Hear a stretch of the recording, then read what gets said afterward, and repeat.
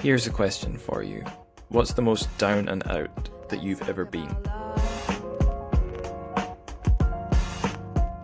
I'm asking this because the main character in this book that we're covering on this episode, Running Through Beijing, at the very start on the first page, I think it's the first page, has just left prison, and he's got tiddly amount of money to his name, and he doesn't have a place to stay. He has to figure out from the very first second that he's out the prison gates where he's going to sleep, where he's going to get more money. I'm lucky enough to have been never anywhere close to that at all, although I can think of in the back of my head the most down and out I've ever been. I could pinpoint that moment in my life. So I just wonder if you could do the same, and probably for some of us, that situation that you've pinpointed will be much more dire than for others. So that little, I don't know if thought experiment's the right word, but that's what I'll call it anyway. So that thought experiment aside, I'm going to take us to the news segment of this show, the TrChFic news, before we go to the interview with this book's translator, Eric Abrahamsen.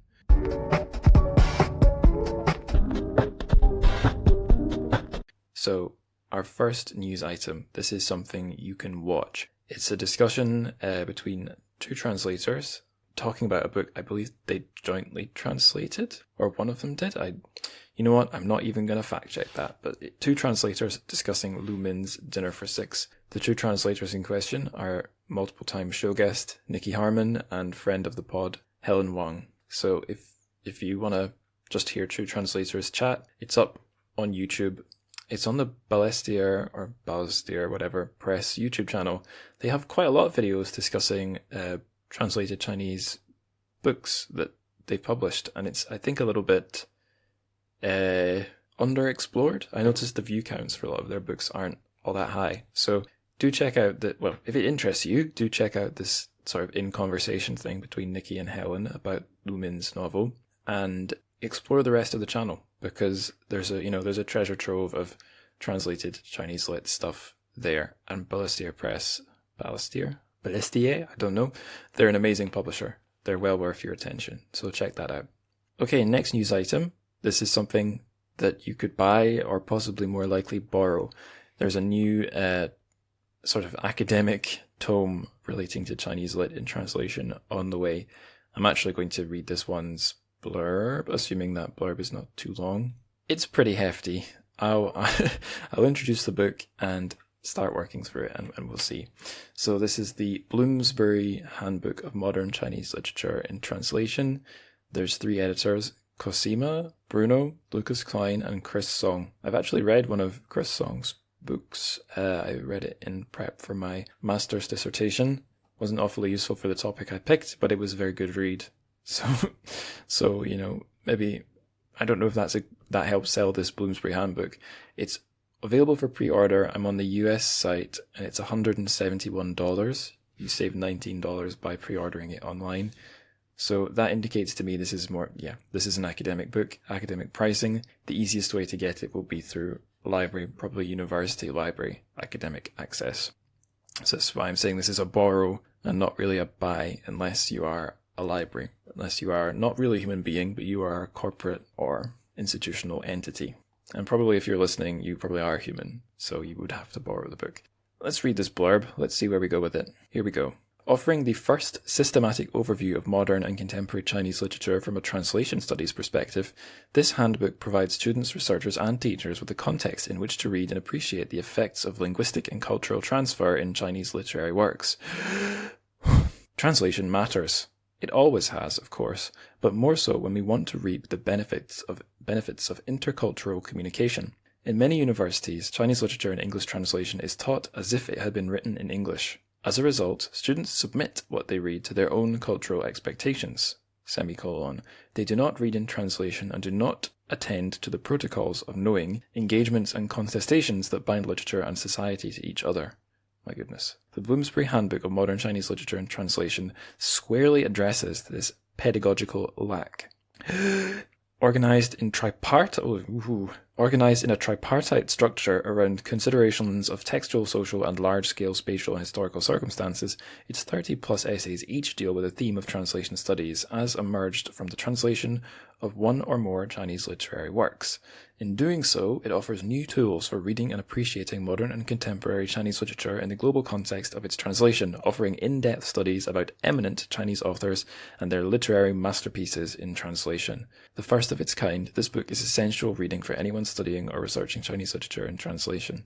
And I'm interested to see if it mentions which authors are being translated. It tells you which authors have written each chapter. You can see former show guest Ji Dawei is in there, having written chapter 5 about queer translation.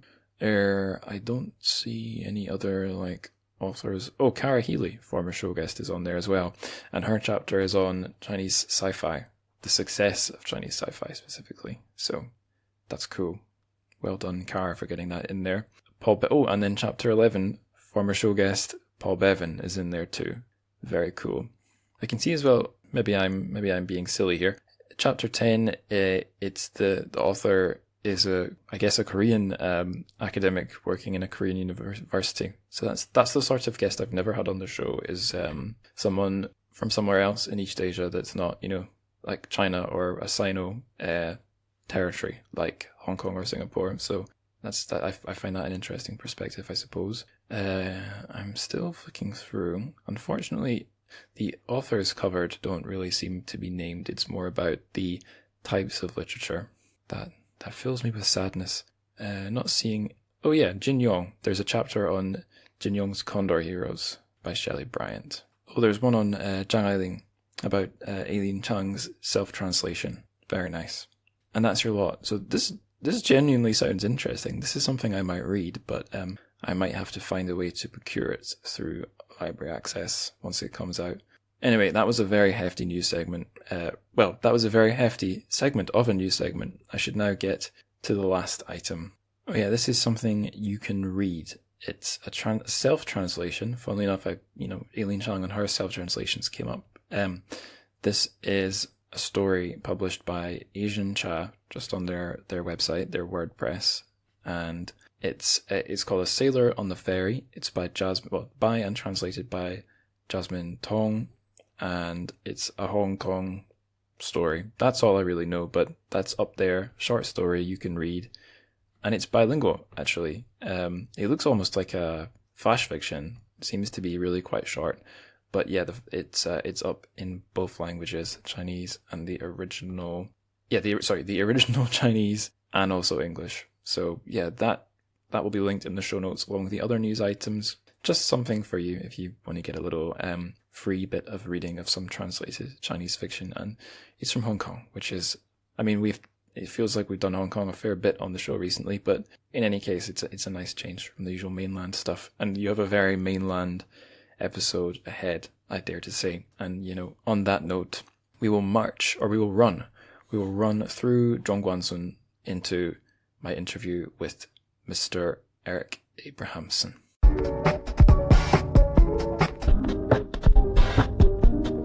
On the show, we have returning guest Eric Abrahamsen. Eric, really exciting to have you back. It's been quite a while. Last time was the episode on Guffey, I believe, his flock of brown birds.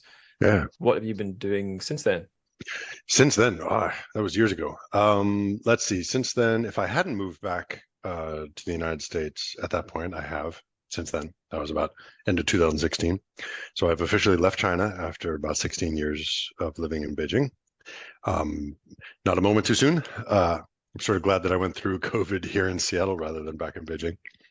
Mm-hmm. Still translating, but I have actually made kind of a career shift to kind of doing software development. So that's my day job now, but still running Paper Republic, still bringing out translations, as you can see, from our topic of conversation today. And yeah, that's sort of the gist of it. So for this episode, Eric, we're talking about running through Beijing, because I've read it, but I hear there's another Beijing related book by the same author. Is that correct? It's just come out, translated by, or jointly translated by yourself? Yeah, that's right. Jeremy Tiang and I translated a collection of short stories brought out by the same publisher, Two Lines Press, as did Running Through Beijing, also by Xu Zechen. And that is sort of a continuation of his themes of writing about young people trying to survive on the outskirts of Beijing. So it's got a lot of the same recurring characters, same setting, and obviously this has been sort of one of his big subjects of his writing career over the past 20 years or so. Cool. This is a very pro Jeremy Tiang podcast, perhaps the most, I would dare to say, the most pro Jeremy podcast. So great to hear that you work with him on that one. And just to be clear for the listeners, that's a joint translation. Running Through Beijing, that's just an Eric translation. Right. Yeah, that's right. Cool. So we Jeremy and I sort of split up the stories in Beijing Sprawl, and we did, each did our own stories and then edited each other, and had lots of conversations about that. So it was a fun project, really, really a fun project. Awesome. So we've introduced yourself, your co-translator for Beijing Sprawl, although we're here to talk about Running Through Beijing. We heard a name in passing there, Xu Zechen. That's the author. He did a little old thing called Writing the Book in Question. So let's hear more about him. What does Xu Laoshi write? What sort of writing is it? And what can you tell about him, if anything? Yeah. So he's one of the bigger names of kind of, it used to be the young generation of Chinese writers. Now it's sort of the middle generation of Chinese writers. I also used to be one of the young generation of translators and have edged into the middle generation of translators as well.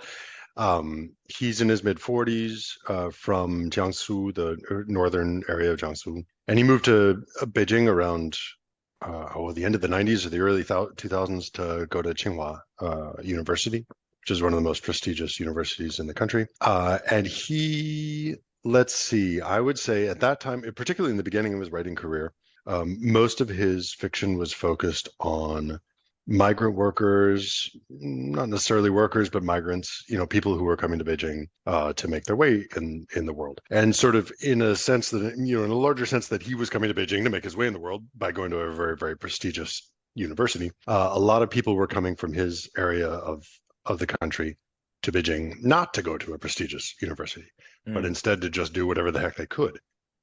To find, work as laborers or, under the table work, employment, whatever it is that they could find in an attempt to, improve their lives and set themselves on a new course, change their fates, as they say. And so when he moved to Beijing, he kept in touch with a lot of the people that he used to know from his area of the country in northern Jiangsu. Kept in touch with them, sort of followed their life stories, and that was kind of the first really big chunk of subject matter for him as an author, was to tell these people's stories, describe what it was like to be on the sort of the lower ranks of Chinese society, the edges of the city, and just their struggles as they try to make their way in the city. So that's the subject of both Running Beijing Through Beijing and Beijing Sprawl. There are sort of a recurring cast of characters of mostly young men, some young women, mostly young men, who are living on the edges of Beijing and trying to make their way. Trying to just make enough money, trying to get their foot in the door, try to settle down.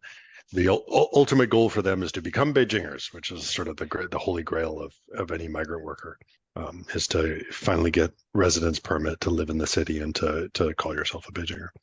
So he's, his over a 20 plus year writing career, obviously he's written about a ton of stuff, but I would say that, these characters and their stories is sort of the first big subject that he worked with. Right. And some geography basics here. Probably most listeners will know these, but for any who don't, this could be handy stuff to talk about. A few things I've tried to make bullet points in my head as you were speaking. The first was the term migrant workers. So again, probably most listeners know this, but if you don't, that term in the context of China almost always means someone who's migrated from usually an interior province, but here, not exactly, because it's northern Jiangsu. So they come from a poorer part of China and they've gone to a city, often one of the bigger, wealthier cities, and they're doing the shitty jobs no one else is doing, essentially. And the rest, like you said, becoming a Beijinger is mega important because, again, probably most of you listening know this, but if you don't, the residency permit, it's quite a fundamental thing in China. It's called a hukou, and that determines your access to social services. I think that's, as far as I'm aware, that's one of the really fundamental things about it. So if you're a migrant worker who's come to Beijing and you are not a Beijing resident, you don't have the Beijing hukou, your kids can't get into Beijing schools properly, and you can't get a lot of the things that a normal Beijinger of the same economic standing as you could get, and that sort of keeps you shut out. So it's a big source of, it sort of goes hand in hand a little bit with the rural urban divide in China. Again, probably most of the people listening are saying, we know this, shut up, but I feel like I have to say it. And I guess also I'd throw in as a bonus, Jiangsu, as I know it, has a wealthy south that's near that Jiangnan area I'm always trying to bring up on the show, which was sort of more or less where I lived my time in China. And then northern Jiangsu, you're more sort of in the sticks. Right. And why they didn't just go to Shanghai since it was right there, I don't know. Obviously, Xu Zechen was going to attend college, but so internal migration is like it's an enormous thing. It's sort of one of the big stories of modern Chinese society is the movement of people into the cities and their attempts to get a foothold there. And yeah, no, you're right. Everyone listening to us already knows all this. There's so much talk here in the U.S. about the visa to get in and then the green card to sort of like solidify your position, and the hukou is very much the domestic green card sort of thing. Once you got that, you're good to go, and nobody can mess with you. So there's a lot in these stories. There's a lot of like people avoiding the police. There's a lot of people getting quote unquote deported back to where they came from and then coming back again. So it really is. It's all domestic. It's all within one country, but the dynamics are very much like you see with international migration in other parts of the world.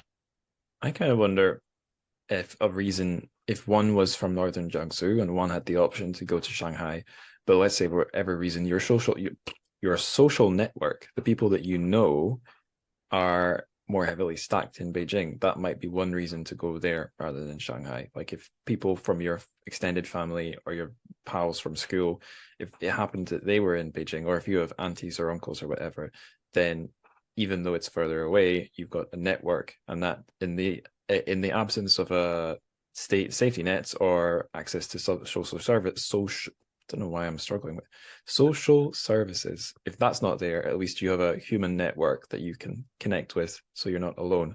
And it's just a guess, but I think that's relevant for running through Beijing, because our characters our main guy Dun Huang, he's fresh out of prison, so he is coming from a sort of back to square one situation, and it's like an initial connection with a friend that sort of gives him a roof over his head and an economic foothold, i.e. like a job or a something that's going to secure him income that can then give him a way to get by and possibly keep climbing up the ladder from the bottom.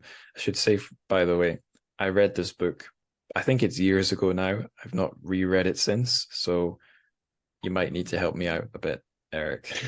Yeah, well, I mean, it was even longer ago that I translated it, so we may be fumbling together here.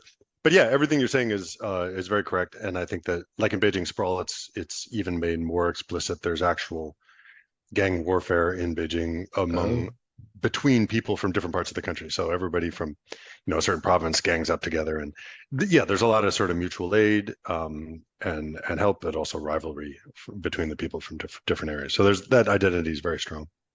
Wow, it sounds like it could almost be a story from the late Qing or something.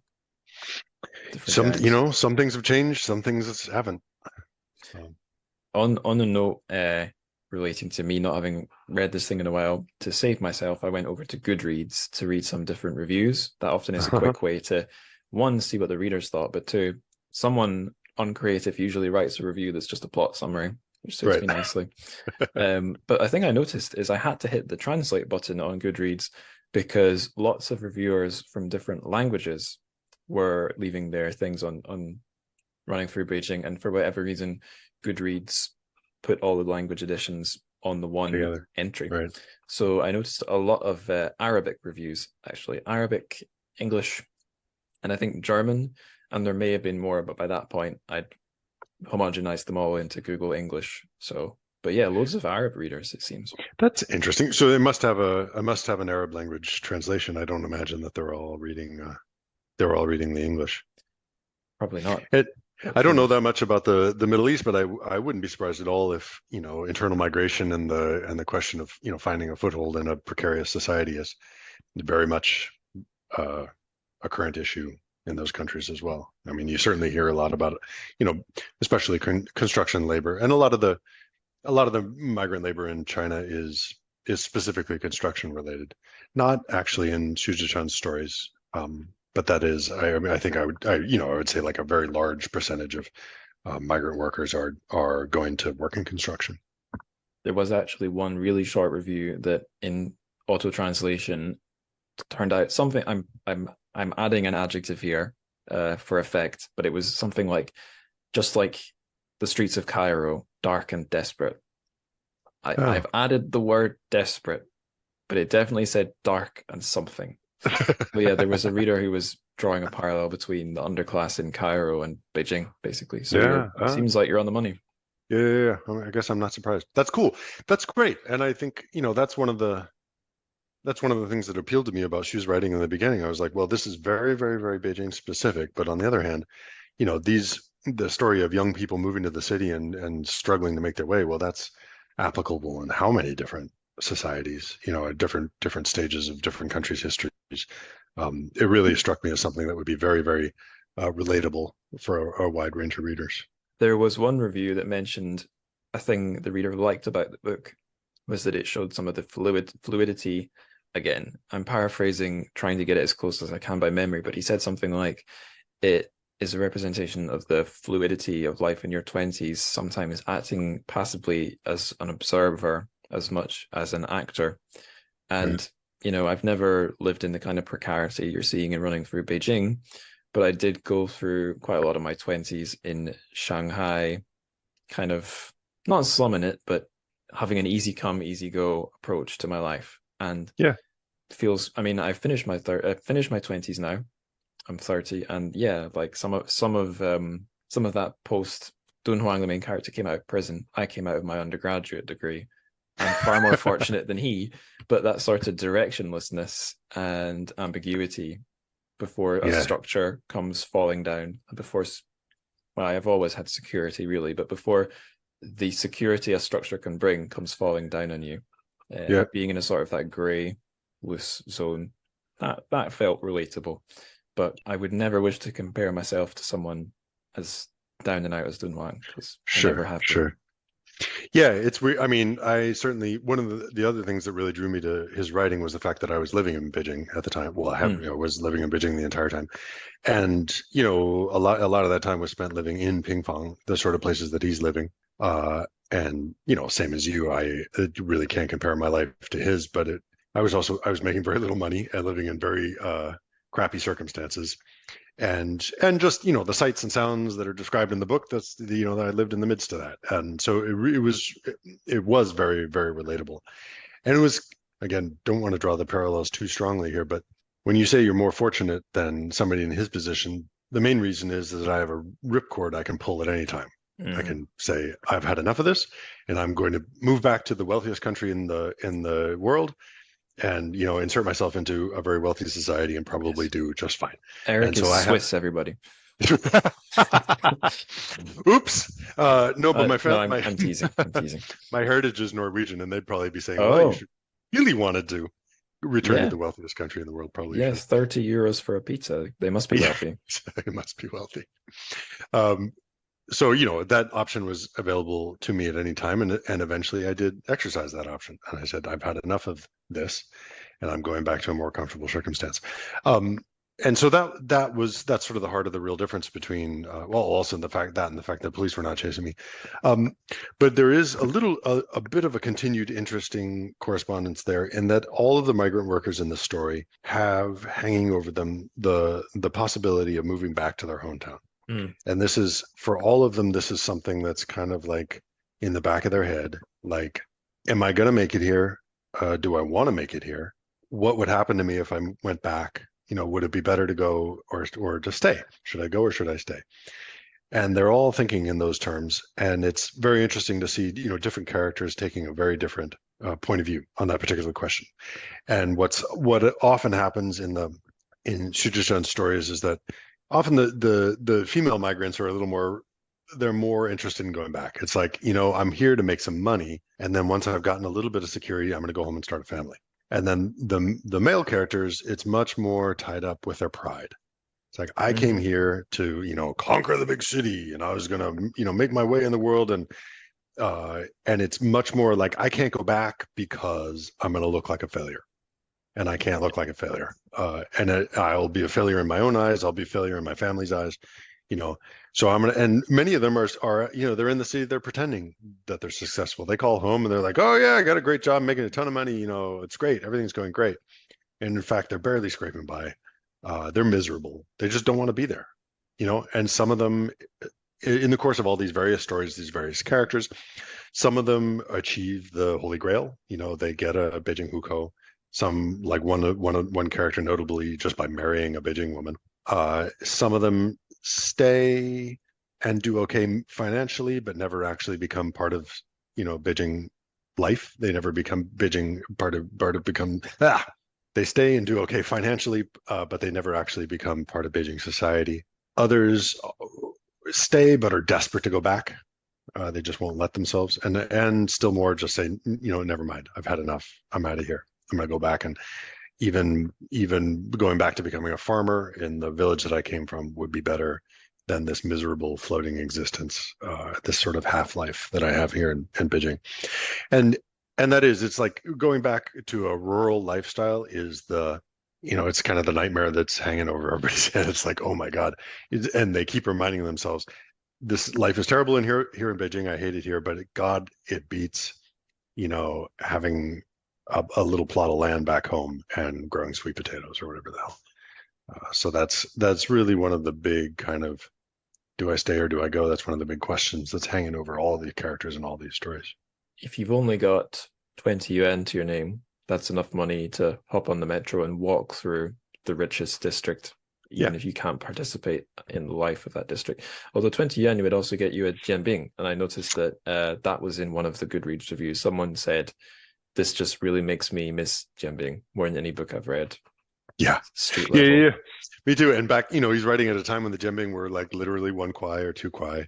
And 20 kuai, man, you could, you wouldn't have to go hungry for days. That can feed you if you're willing to just eat jianbing and maybe bake sweet potato. And those are actually pretty good.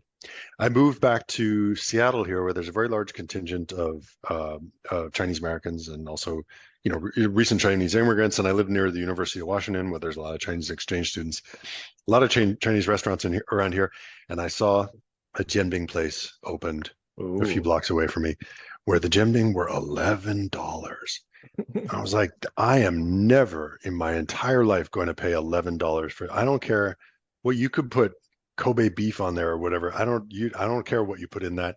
A jianbing is not $11, and I'm just not going to eat it. And that's like, that goes against the entire. It should be made by a crappy little cart by the side of the road, like maybe at the exit of a subway station.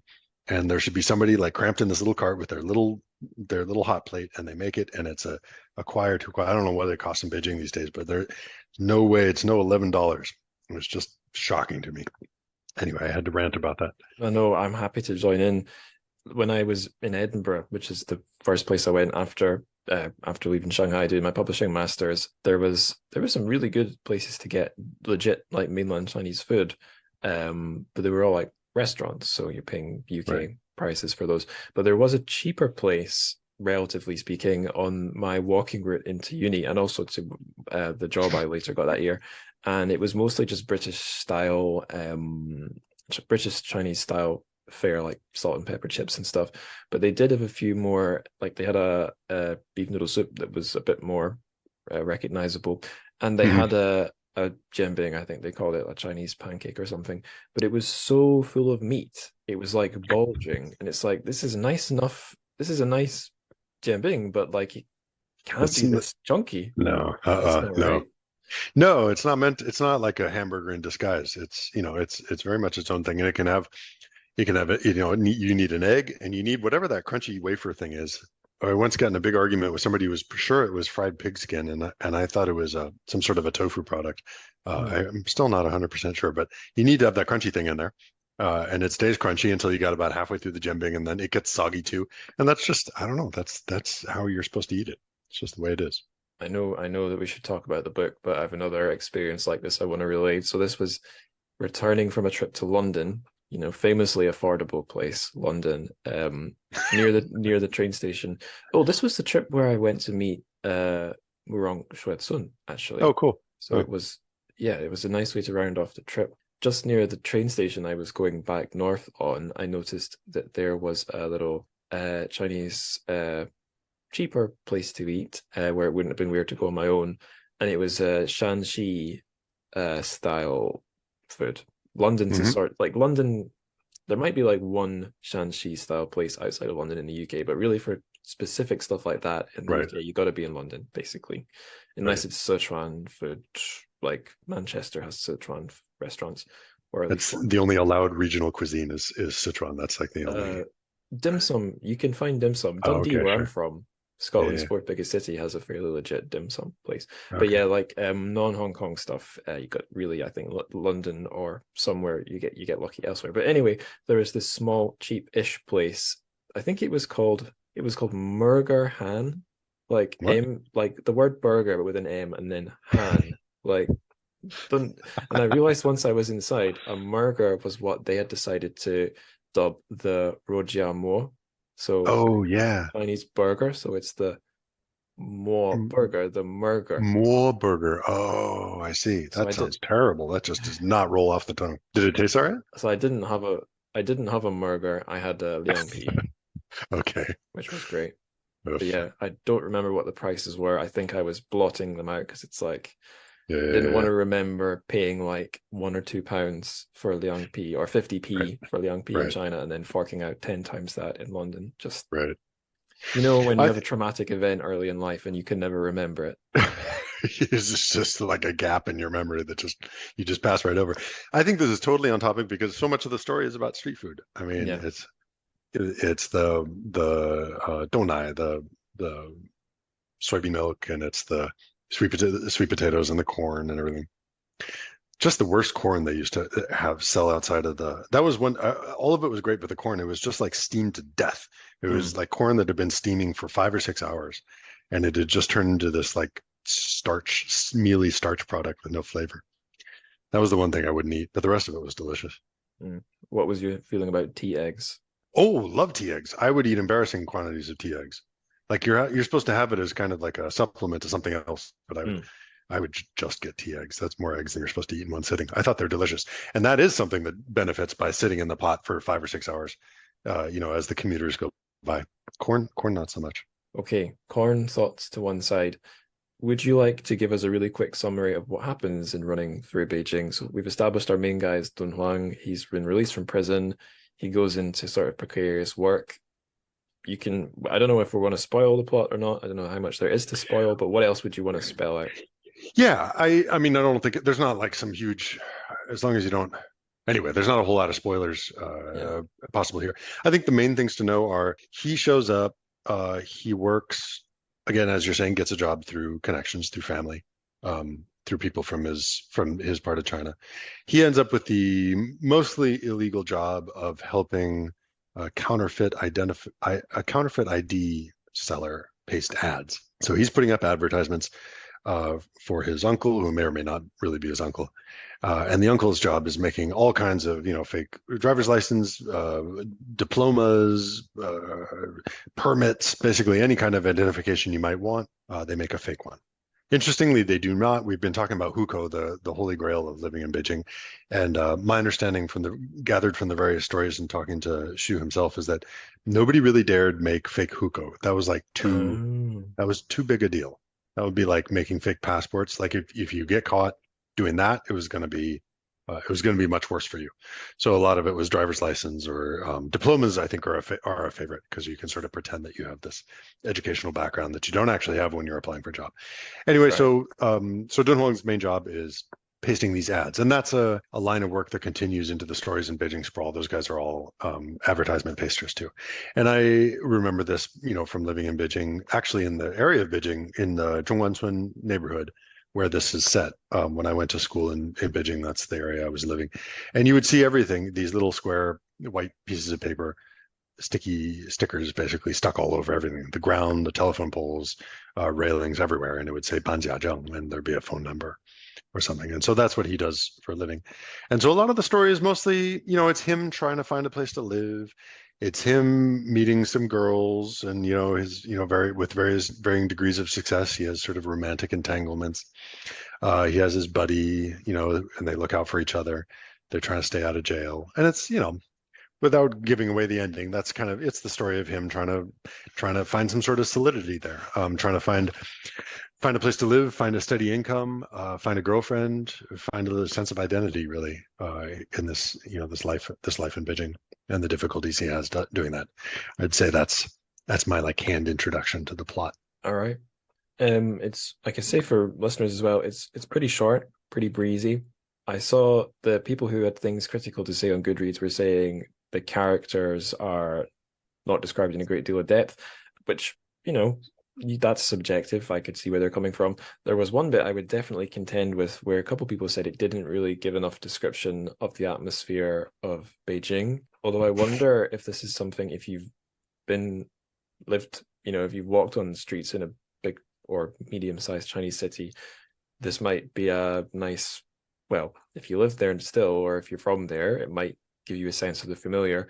If you're someone like me or you, Eric, it might be a nice waft of nostalgia. I don't know. Yeah, it's hard to know when you're sort of familiar with the thing. It's hard to know. It doesn't take much to evoke your own memories.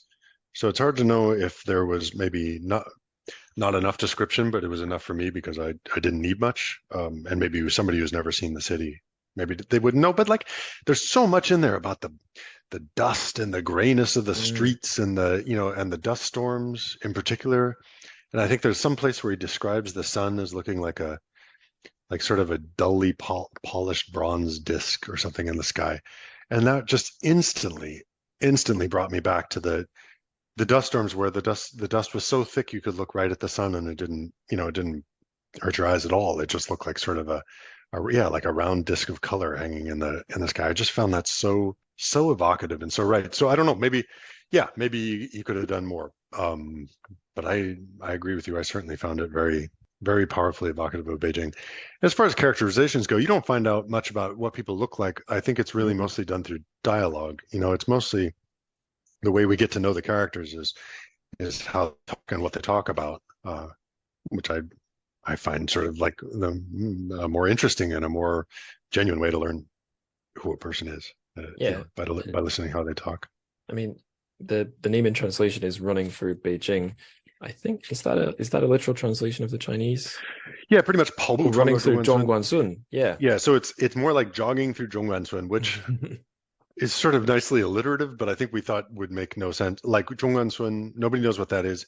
The word looks terrible in pinyin. It's like a mile long, and it's got all of the letters that nobody knows how to pronounce. Yeah, that C is not going to sound good in English. No, no. So the whole thing just was like, and they're not going to know what we're even talking about. I mean, if you call it Beijing, at least they stand a fighting chance of sort of knowing this is going to be a book about China. So I think we decided that Running Through Beijing was all things being equal, was sort of a safer title. For our next edition, I'll humbly submit Jogging through Zhōngguāncūn. Jesus, a title only a translator could love. There'd be about 10 people in the world who would actually appreciate that. Yep. I was going to say, because I hadn't read this one in a while, I thought I would get the physical copy in front of me. So I went up to my attic where all my books live. And I'm looking at page 1 here because I glanced at this not long before I got Zoom set up. And yeah, the two things you mentioned, the dust and the sun, are right here on page 1. So I'll just read half this page. Go for it. Okay, here we go. I'm out. As Dun Huang opened his mouth to shout, a dust devil rose up and filled his eyes, nose, and mouth with fine grit, obliging him to sneeze and rub his eyes. The little iron gate clanged shut behind him. He spat the sand from his mouth. The dust devil had already moved on. Tilting his head back, he looked at the sky, a blur of yellow dust behind which the sun glowed, a blur of yellow dust. a blur of yellow dust, behind which the sun glowed, mild but rough, like a polished piece of ground glass or a copper mirror that had seen years of use. The sunlight had no power to dazzle, but it still made Dunhuang's eyes tear up. It was sunlight, after all. Another dust devil leaned toward him, and he dodged out of its way. It was a sandstorm. He'd heard of them on the inside being prison. So there it is. There it is. That was, yes, my memory had sort of simplified it a little bit. But yeah, that's, I mean, what a perfect description of the sun through a sandstorm, a copper mirror or whatever. Mm. I want to take us to the next section, but I can't resist talking about zhōngguāncūn a bit. It's come up on the show before when I did an episode on Chen Qiufan's Coming of the Light, which is a sort of as its starting point, has the sort of Chinese tech, like tech scene where a strange event sort of emerges from. And I think on that episode, I made a point of talking a bit about zhōngguāncūn, which I think is known as the Silicon Valley of China. And yet it's also just a district in Beijing, right? So it's not as simple as saying this is a place where all the tech businesses are. No, and it was, so when I moved there in 2001, it was not it was not the city center. Let's just put it that way. It was one of the outskirts of the city. It at that point was the tech center of Beijing only because that's where the electronics markets were. So if you were going to buy a camera or some electronics or whatever, you go to these enormous buildings that were full of just stall after stall of like whatever. You could buy anything, just you could probably construct your own robots out of stuff you could buy in those markets. But it was also very much not. I mean, when I was there were still donkey carts. God, I sound like ancient. I sound like it's not that I'm ancient. It's just the things of like, Beijing has accelerated through probably about a century worth of history in 20 years. So there were donkey carts. There were people hauling fruit in from the outskirts of the city. There were the Uyghurs there used to be a lot of Uyghurs there. They had the big fruitcake carts on fruitcakes, and they would cut a piece and then try to charge you a bunch for it. It was very much like this is, not a modern 21st century city. And that'd be right next to the stalls selling Nikons or whatever. And so as time went by, they got rid of the donkey carts, got rid of the Uyghurs too. And then it went from being sort of, digital malls to like production companies, and then software companies, all that sort of thing. Gradually, yes, turned into what I suppose you could call the Silicon Valley of China, if you were really straining for a correspondence. Yeah, if you needed an article headline. Exactly. Yeah, I guess the Sun in zhōngguāncūn is for village, right? Yeah, right. So, right. I mean, it was a village because it's outside of the traditional city walls of Beijing. So it was one of the like Sanlitun, was a tun. That was also a village, and zhōngguāncūn is a tun. So these were the little villages outside of the city walls, outside of Beijing proper, and they just got sort of absorbed by Beijing as it spread. A sprawl, you might say. You might even say that. The original title of that collection that we called Beijing Sprawl was Beijing Xijiao Gushi. So Western stories of Western Beijing, stories of the Western suburbs of Beijing. I tried to get them to call it West Side Stories, and nobody would take that. We couldn't get anywhere with that. Crazy. I know. I don't understand. So eventually, Beijing Sprawl was it, and I like that. I like that title. I think it works. And a lot of the descriptions too are there. They're on the edges of Beijing. They can't get into Beijing Central. They can't live there. They can live at the edges in these crappy neighborhoods with these crappy houses, and they spend a lot of time. The characters in Beijing Sprawl spend a lot of time on the roof of the place that they're living, drinking beer and eating chuan'er, and basically looking at the city. And from where they stand, the city looks like this kind of. It's variously described as a tropical jungle or a cancer or whatever, anything that spreads. Beijing can be compared to anything. Excuse me as I open a new tab and book my flights immediately too. Yeah, sounds great, doesn't it? I'm missing the chuan'er. Oh. Anyway, we were using some vocab, some Mandarin vocab there a second. Excellent, because I want to use one of my, it's like one of the show's legacy pieces of vocab. One of the first words I learned after having started this podcast was liumang, because that was a movement or a happening in Chinese lit in the past. I don't think it's a thing anymore, really, but it means something like hooligan, troublemaker, and it was appropriate enough for the start of this podcast because I did start off with a bit of a rogues gallery of, well, not just naughty boys, but naughty boys, rebels. So I wanted to ask you this precisely worded question. Where does this book, that being Running Through Beijing, but you could throw in Beijing Sprawl as well, where does this book sit among works by the likes of Wang Shuo, Murong Xuecun, Lu Xun, Dingling, etc.? Oh, wow. Ooh, that's a hard question. You could say not at all. If it's not at all.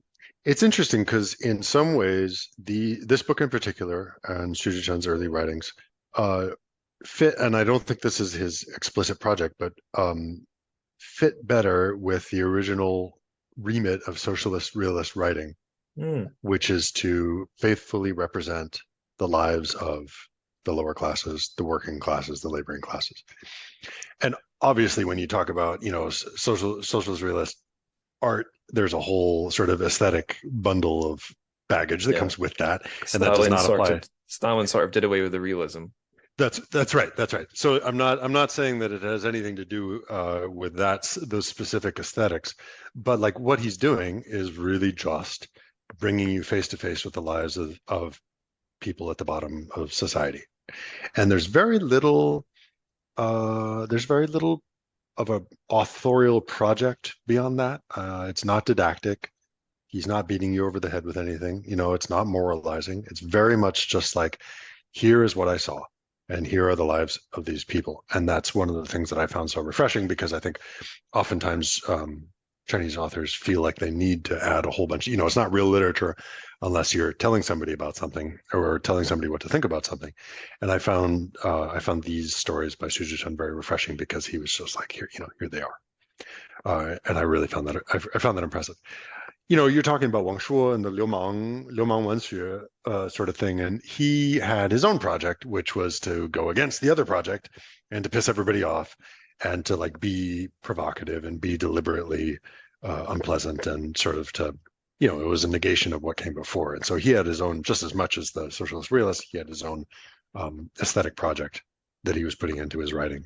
And so I think, again, Xu Zechen doesn't really have that. He's not, you could read this, every writing is in some sense, it's a reaction against what came before, but reading his early fiction, you really don't get the sense that he is, killing his fathers, or like throwing off any shackles, or like, fighting against some earlier tradition that he feels the need to overthrow. You don't really feel that. You really feel like this is just observed reality.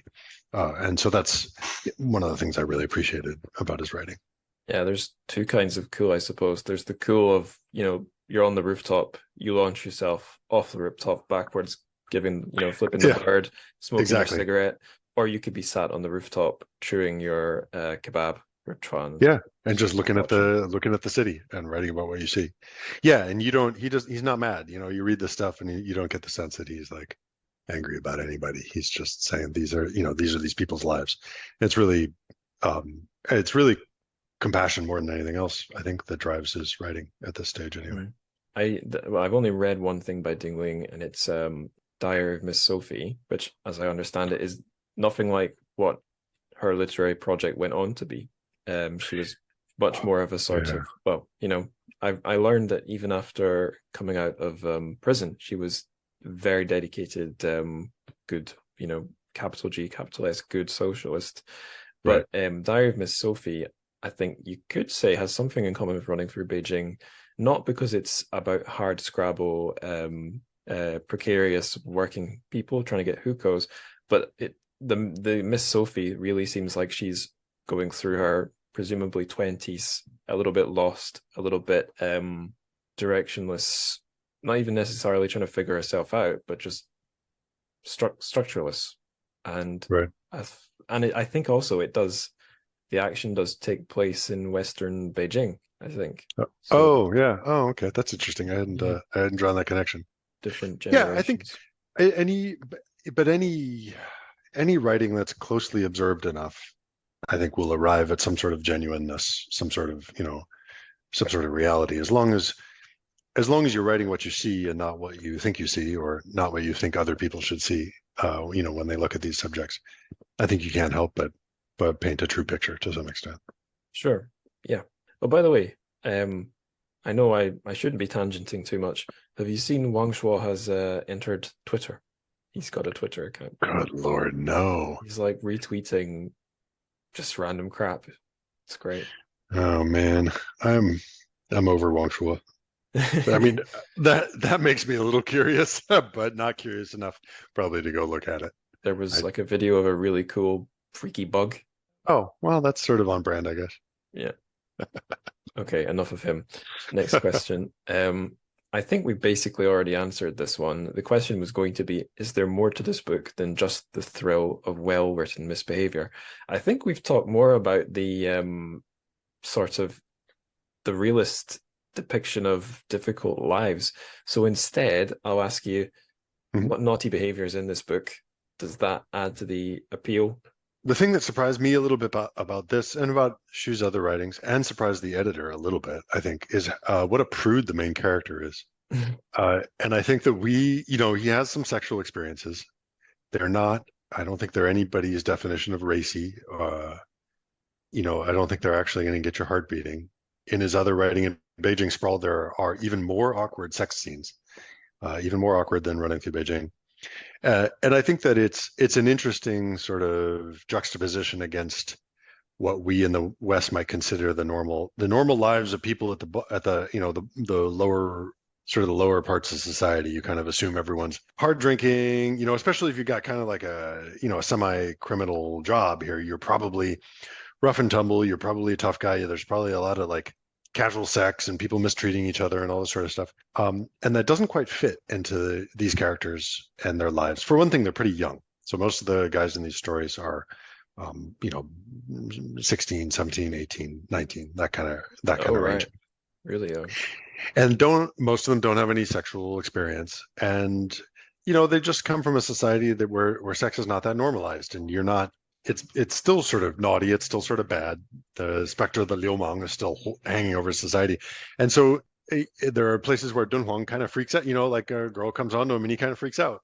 He's like, and it's very much like a little boy reaction to it. And I think that was surprising to me, and it was surprising to the editor too. He was sort of like, why is he reacting this way? And I kind of had to explain that, he thinks girls are icky, and I think that could be a surprise for us, with the kind of writing that we're accustomed to, the kind of stories that we're accustomed to. So there's a lot of illegal behavior. There's a little bit of awkward sex, and there's kind of young men tentatively taking their first steps into adulthood here. Yeah, that's one of the things I remember more about the book is the relationships Dunhuang has with however many female characters he meets, and I think the main one, I forget her name, but if I'm remembering right, he's looking for his old friend and ends up hitched with his old friend's girlfriend in a sort of ambiguous "what are we" type relationship. Right. And it did feel to me like, oh yeah, this is like if this was written a few years later, this would be like a Tinder relationship, like right. But then there's a sort of other end of the spectrum. I remember quite well, he's got some kind of a delivery type job, and he ends up having like a under the door crack sort of conversation relationship with a woman who seems to be a bit more economically well off, but not mentally well, or something like that. And I thought, that's right. Yeah, this is interesting. At that point, he's selling pirated DVDs, and so he goes from pasting ads for these fake IDs, which is very illegal, to selling pirated DVDs, which is only a little bit illegal. Some of it's porn, right? Yeah, that's the illegal part. So if you want to really make some money, but you're willing to take a risk, then you sell the porn DVDs. But if you don't, you sell the regular DVDs.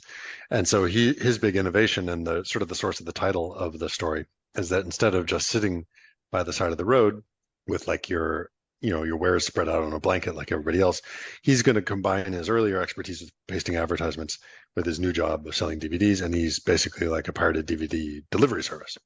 And he starts out on foot, so he's running through Beijing, he's jogging through zhōngguāncūn, and later on he gets a bike.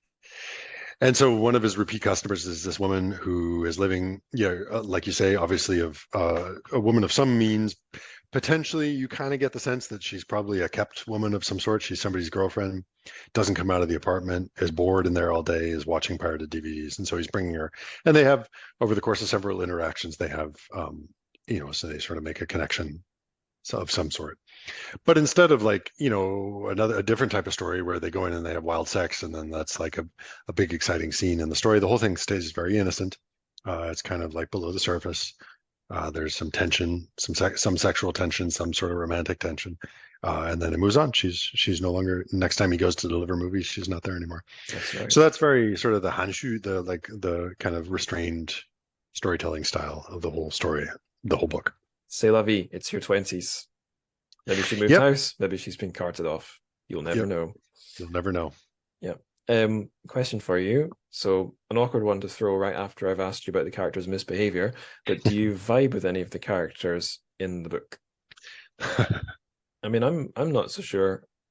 Again, my memory is limited. We certainly learn a lot about Dun Huang, but I feel like we get mostly from going from memory, we get more like other people from his perspective. Is that right? Yeah, I would say that's accurate. I would still feel most of a connection with Dun Huang, mostly just because, I mean, he enjoys himself, and he enjoys himself in Beijing. Like, life is hard. He doesn't know what's going on. He doesn't have enough money. He might go to jail, but there's a real pleasure in his just experience of being on the streets, and running through the city, delivering DVDs brings him pleasure. Getting a bike and biking through the streets brings him even more pleasure. He's just happy being out there and being in the city. And I think that's the thing that felt most directly, powerful to me. It's like, I felt that same way. I was on the street. I was also biking around. I didn't really jog, but I was biking around, and I was just happy to be in that city and like seeing life go by me. And that's one of the most powerful parts of the story for me. Totally. Life's for the living. Yeah. Laowai, generational divide here. Some of my happiest moments in Shanghai, and indeed other places in China I lived or visited, was riding around on a mobike. The orange rental bikes. That was the life. That was fantastic. If the traffic wasn't too bad. A mobike in heavy electric bike traffic is a bit scary, but generally speaking, maybe I was about to say you got the fresh air. You've not necessarily got the fresh air. Not quite the fresh air. Yeah, but at least a breeze. At least it's moving. And when I first got there, there wasn't that much car traffic yet. There were no e-bikes. I was actually riding a Forever, like one of those old, it wasn't actually a flying pigeon, but it was, might as well have been a flying pigeon. It was a Yongjiu thing where the brakes were, instead of brake cables, they were actually just bars that sort of, so the whole thing was real, I don't know, definitely felt from a different era. I could fly on that thing. Life's for the living. It might be snatched away. Cycle safely. Enjoy yourself. Yeah. Safely. Yeah. Okay, I'll take us to the questions that are about your work. Did running through Beijing present any translation challenges, aside, of course, from how to translate the title? Yeah, I think most of it was the book, as you noted, is pretty short and keeps up a good pace. Right. And as I've mentioned, a lot of that is dialogue, and so the whole thing snaps along pretty quickly. And it was just real necessary to keep both the prose, but especially the dialogue, keep it moving, and sort of hear that rhythm of speech, the back and forths, the exchanges, and to make sure that the dialogue came off sounding like people actually talking. So a lot of that was with sort of more long-winded prose, you have, as a translator, you have more leeway of like nipping and tucking, and you can sort of let it out here, you can tuck it in here, and nobody really knows in the end that you've made some alterations. But with his writing, it's very spare. There's not a lot of leeway. There's not a lot of wiggle room. So you really have to make it conform to that rhythm. And that was probably the hardest thing to do, particularly with the speech. So I did a lot of sort of reading out loud of dialogue, and just trying to get the snappy, like, back and forth. There's a lot of real quick exchanges, and so that that stuff is hard. Was any of that affected by the fact that Chinese is quite concise, and things are a little bit longer in English, or not so much? Absolutely, and it always becomes hardest when the Chinese is the briefest. Right. And especially with the dialogue, a lot of these responses are like one character or two character. Bang. And you just hear these, you can hear just this sort of like a grunt in Chinese. It's just like, bah, and that's a perfectly sufficient statement. That's enough dialogue in Chinese, but we don't really make such short statements in English. And then if you turn it into something that somebody would be likely to say in English, then it just doesn't have the punch of the Chinese. And so that was definitely a challenge. Yeah, Definitely a challenge. If I was reading something that had pretensions to being literary and there was a line of dialogue that was the letter M 3 times, I'd be like, yeah, this doesn't feel highbrow. You're right. Yeah. When you said about dialogue, I just opened it at a random page and I've got a winner here. So okay, great. I'll just read this. Before he could finish, her temper flared. Just shut up, will you? Do you want me to buy a movie or not? She hurled her newly lit cigarette onto the carpet, which began to give off a strange smell. I'm sorry, I didn't mean anything by it, Don Huang said, turning to leave. Your carpet's on fire. I know, she shouted. Exactly. So you really need that sort of, a lot of it is very cinematic. Actually, a lot of the whole story is very cinematic. There's a lot of, visual construction of scenes, even shots. But definitely like the dialogue is something you can imagine being filmed. Awesome. Okay, second translational question for you. Do you think a work like this challenges the average Westerner's idea of modern China? I don't think I mean, my experience over the past, my career as a translator is that Western readers don't actually have that much of an idea of modern China. Some people just almost have no conception of China at all. Some people have a conception that's very much stuck in like the Maoist, Cultural Revolution era. What I usually say is, I just say it's not North Korea. It's a consumer society. It's not North Korea, and people are still asking, is it like North Korea? And that happens less and less. Western media has been paying much more attention to China over the past, 10 years or something. So there's definitely been a long period of people paying more attention and getting more nuance. But no, like in the end, no, people don't have a very clear sense of what's going on over there. And I mean, again, I think if you write a story with enough detail in it and anchored deeply enough in individual characters' lives and thoughts, I don't think that matters, because you're seeing, well, this person is in this situation and I know what he's trying to do and I know how he feels and I know why he's making the decision he's making. So it doesn't really matter to me that I didn't know that selling pirated DVDs or like fake IDs was a thing. I don't understand the geography of Beijing, but whatever. This guy's running through it, selling pirated DVDs. That's good enough for me. So I think as long as the stories are anchored firmly enough in characters, it doesn't matter that much. I think what you said earlier about the sort of line when it comes to fake IDs, where the hukou, I almost said huzhao, which would be passport. The hukou and the passport, where the hukou marks the line beyond which you don't try and transgress the law, but everything under that is worth the risk. And like, semi-legal pirated DVD stores were still, or possibly pirated DVD stores were all over Shanghai when I was living there. I'm sure they allegedly pirated. Yeah. And it's not hard to imagine. Well, maybe in the digital age less so, but yeah, there's plenty of quasi-legal things that do go on in China. And I think I was surprised when I went there how many things were, like, whether legal or not, were chuānguò. Like, there was such a casual attitude to so many things that I didn't expect.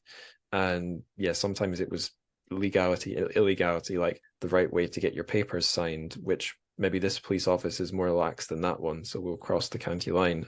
Exactly. Or maybe you can come in on a tourist visa, switch to a work visa. Things like that are far more lax. Or you can drink a beer on the street. It's more lax than the UK. But then, of course, there's other things which you just don't mess with. And I think maybe and my feeling is your average Westerner has an understanding that lots of things are very strict, but they maybe don't realize that some things are very easy come, easy go. I've talked to Chinese writers who have emigrated to the US or Europe and said that they feel far more constricted here or there than they did in China, particularly when you know the system, and the things that, you have your contacts, you have your resources, and maybe some of these things that are difficult for other people are not that difficult for you. And definitely when it comes to stuff like pirated DVDs, like in all of these things, it's not a matter of what does the law say. It's a matter of who's going to get mad about it. Right. Who are you personally offending with this? And if it's a law where nobody really has a personal stake in making sure that that law is enforced, then it probably won't be. When it comes to pirated DVDs, who cares? The film studios of the US, and who gives a shit about them? They're thousands of miles away. They have no jurisdiction in China. They have no, so there would, and the film studios did get mad about pirated DVDs in China, and they would, come at it from a diplomatic angle and like, you might rah, rah, rah. And so inside China, they would make a show of like gathering up pirated DVDs. And there were times where they were making videos. They would have news reports of them running over like an entire parking lot full of pirated DVDs with a bulldozer and like crushing them all. And then they'd be like, look, and then here you go, and now away with you, and that's as much as you're going to get recording film studios of America, and to hell with you. So it would be sort of amazing that they would even do that much, but that would never impact the people who are on the street buying and selling the DVDs, because just it's not in anybody's interest to enforce that law. Who cares? I remember when I was living my first year in China, my other foreign friends showed me there, if you download a Chinese music app, all the music's up there for free. Pretty much all the music. Right. And yeah, I downloaded loads of music onto my phone via this very official looking app. But I think it was a thing that did tighten and change a little bit. I noticed more and more things. You needed like a paid account on the app to download it. I think I was trying to use QQ Music back home in Scotland this was at the end of my first year before I went back to Shanghai. And yeah, I noticed probably a majority of the music, even the Western music, wasn't free. And then I think it changed. I think more stuff was still not protected when you were in the country, but so it didn't become anything like say the Apple Music Store in the time I was using it. But I remember seeing a slight shift in I think the move to like purely digital media and sort of greater interconnection between the economies of like the US, China and like the US and Europe and everything. It used to just be this enormous gulf. Like, you couldn't tell us what to do. We're way the hell over here. And now that gulf has been closed by digital technology. So they got a little bit more of a stranglehold on what's happening, and there's a bit more responsiveness, which doesn't mean you still could, I'm sure if you're inside China and you have a Chinese banking account, you can still download every MP3 ever made by anybody anywhere. But it's more difficult, and there's at least sort of motions are made to at least make it look like they're doing something. It's still a pirate's life for me, I have to say. But me too, man. I went legit, and now I'm back to piracy. Yeah. When I'm not struggling with my mortgage, I'll go straight, I swear. Okay. Miscellaneous question section time. Mm-hmm. I think this should be a fun book for this question. Could you suggest a Chinese word of the day for this episode? Oh dear. If you're stuck, we can put chuan. We can put what? Chuan'er. Oh, like the Char. Oh, nobody's done that before? I mean, what books are going to be kebab books? It's just such an important cultural. Or we could do jimbing. Yeah. Or running. What do you think? It's pǎobù. Pǎobù. What do I have to do? I just sort of say what the word is, and give me a word. If I know how to write it, I'll write it myself. If I'm stuck, I'll be like, Eric, please type the word into the chat. Help. Okay. Okay, let's do pǎobù. Let's do pǎobù. Okay. Yep, I've got it. Okay. Pǎobù, running. Cool. Running or jogging. Running or jogging. Which do you think is more appropriate for the novel? Well, see, this is one of the reasons why I didn't want to use it for the title, is because it's a little more down the middle. And when we say jogging in English, that instantly conjures up a lot, that has a lot of associations of sort of somebody out for, they got their short shorts on and their running shoes and they're going out for their health. Maybe in your country. Whereas running could be running for your life. Right. And pǎobù, I think, is a little bit more ambiguous. It's because he spends a lot of the story running just to get places. He does enjoy it, but he doesn't do it for his health. And he also spends a lot of time running away from the police. And so the ambiguity, I'm not saying it's totally ambiguous. pǎobù is like not very fast running. It's just not necessarily running for your health. But the ambiguity works a lot better just because there's all kinds of running in the story. Perfect. Okay. Next miscellaneous question. I hope you're ready for this one. If not, don't worry. I've got an answer of my own. If you could set this novel to a piece of music, what would it be? Oh, wow.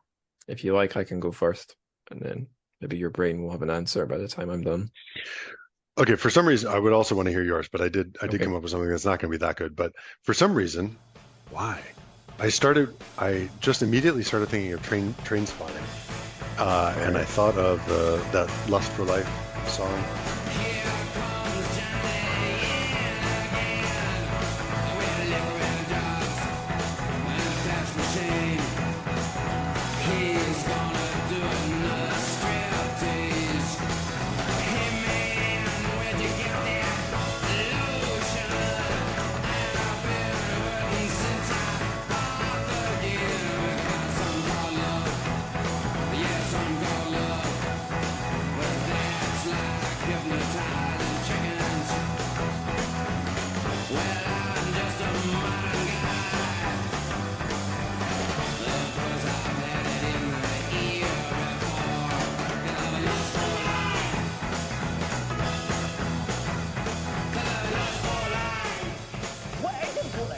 Because of the rhythm of it, and I could have totally imagined that music playing over scenes of him running through the streets. Choose Jianbing, choose zhōngguāncūn, choose porn DVDs. Exactly. Choose jogging. Exactly. Yeah. Great. It's a fucking great television. Yeah, exactly. All right. What's yours?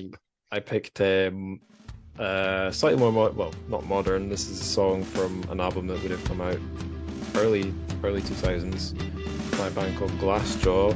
I had gone around thinking the name of the song was pronounced Appy Does Mill.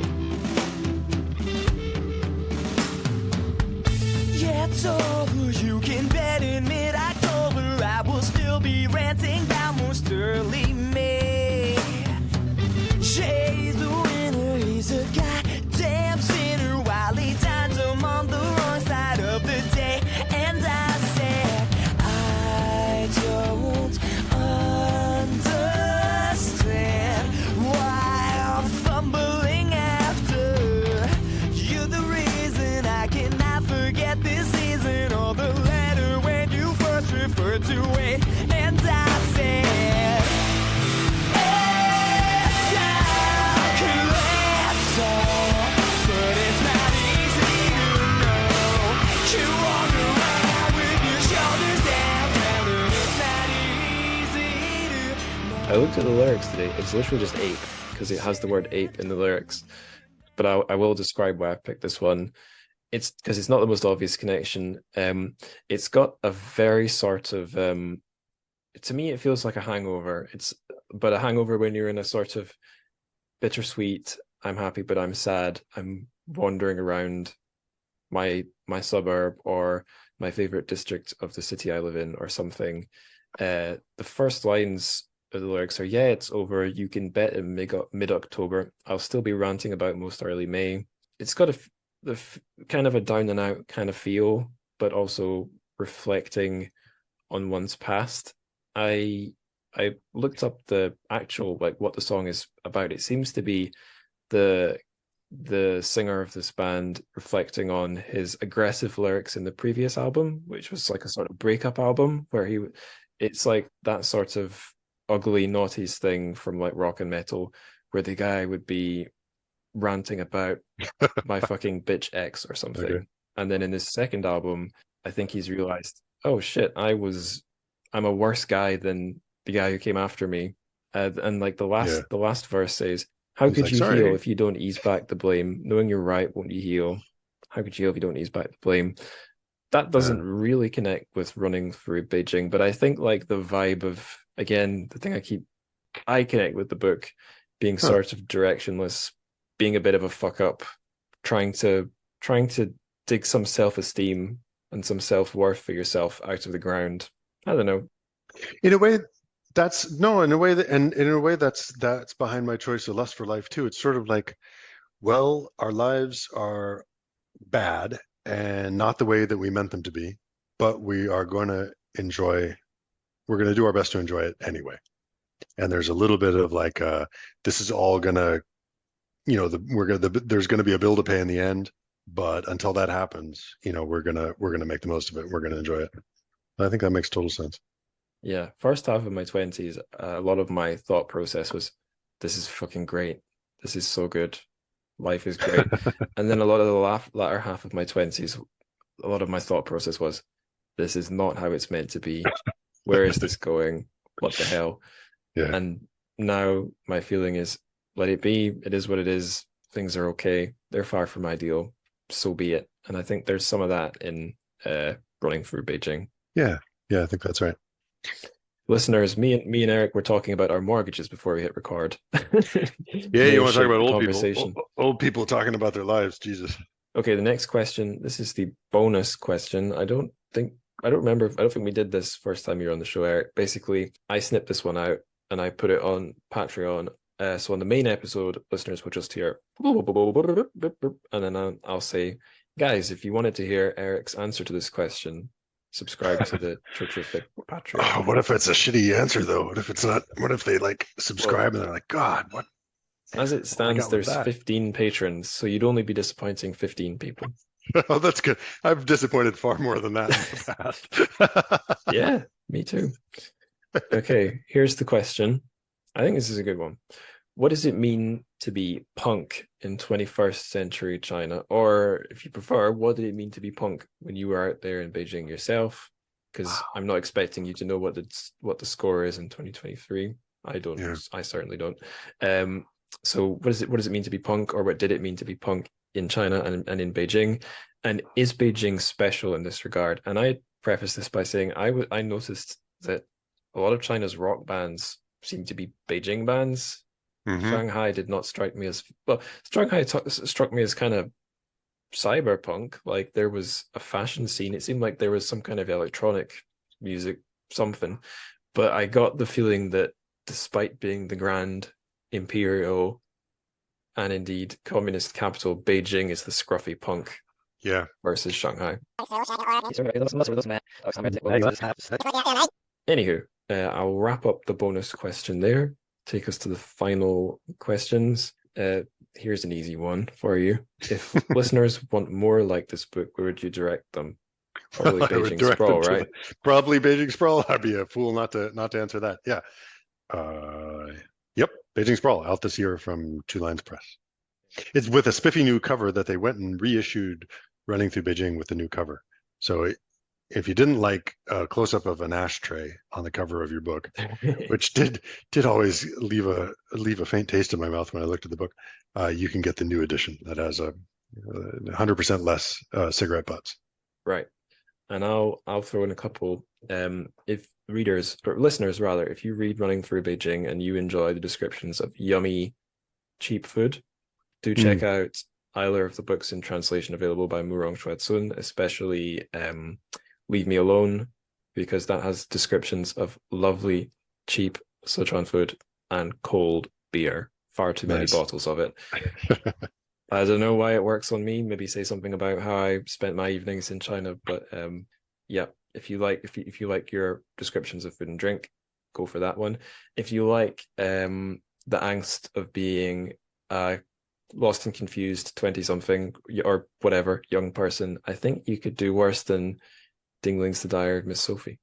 It's kind of transgressive in its own way. So that's where I'd direct listeners. My next question, this can be one of two, I suppose, because sometimes I ask people what they're reading just now. Sometimes I ask them what they're working on just now.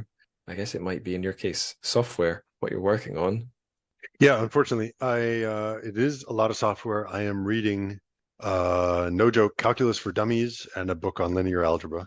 I'm also reading Cormac McCarthy's The Passenger because somebody recommended that to me several years ago, and then he died. So of course it was somebody recommended it to me pretty recently, and then he died. So I was like, okay, there's a fine tradition of leaving an author's books on the shelf until they die. So I'm reading that right now. So at least there is some fiction. in there.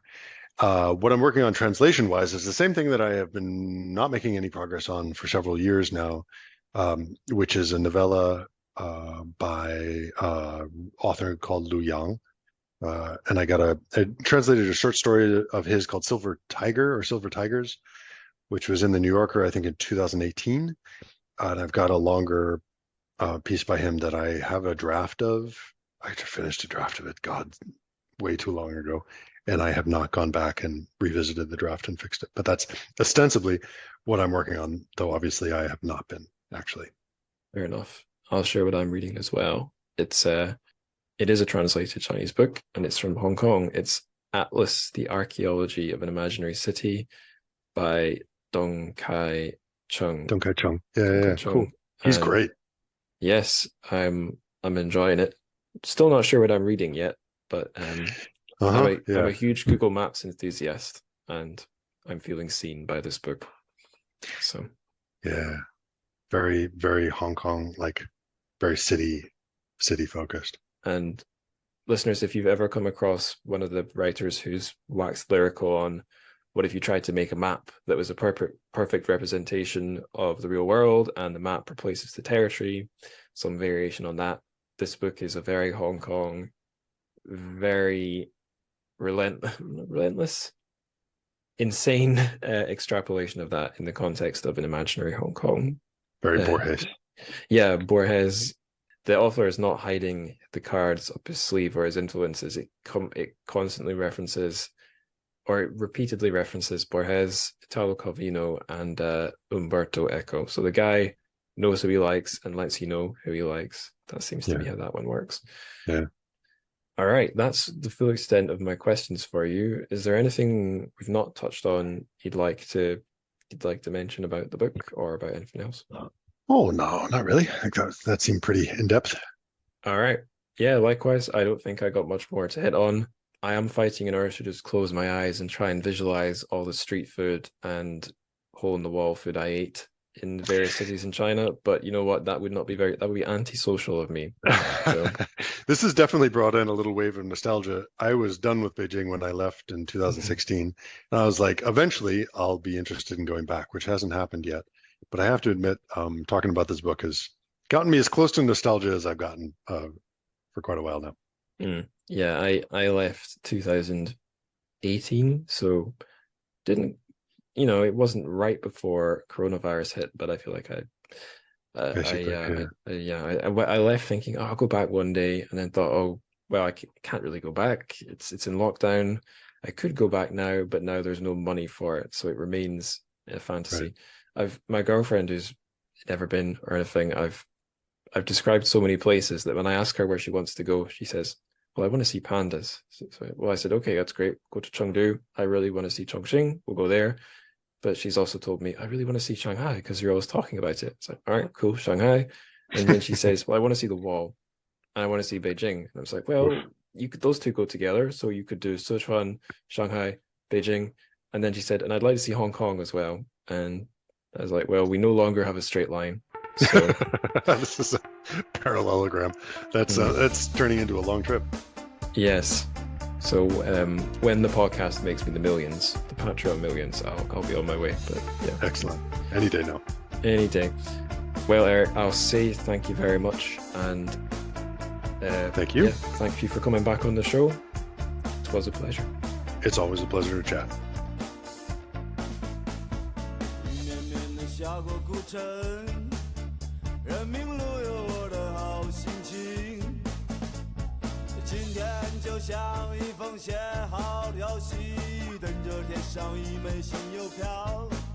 Alright, that's the end of episode 93, or the end of the interview rather, and now you are listening to the end of episode 93. A very big thank you to Mr. Eric Abrahamsen for coming on the show. A pleasure to have you back.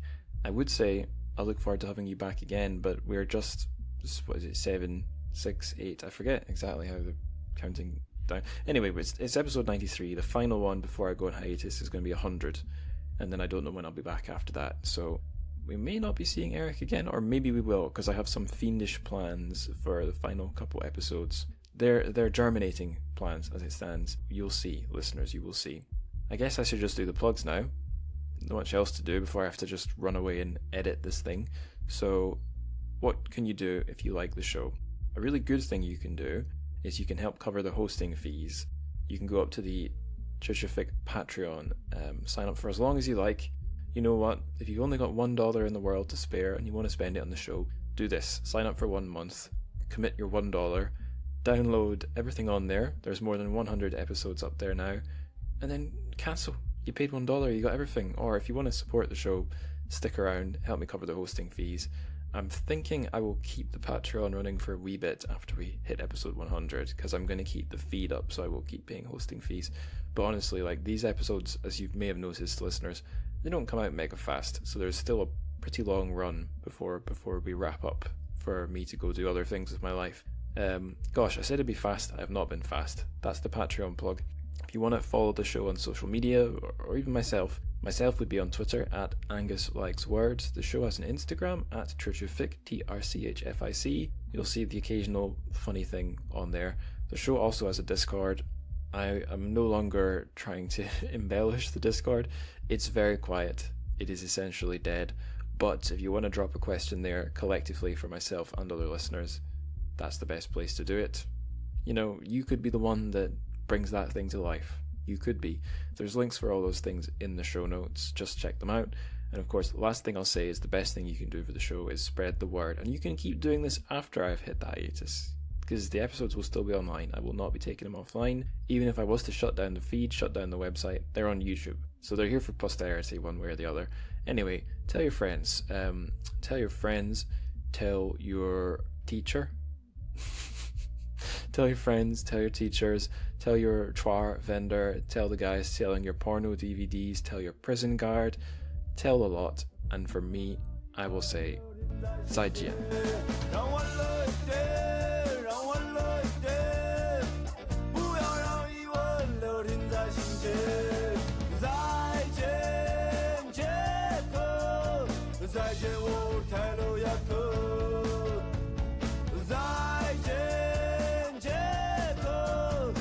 再见我太路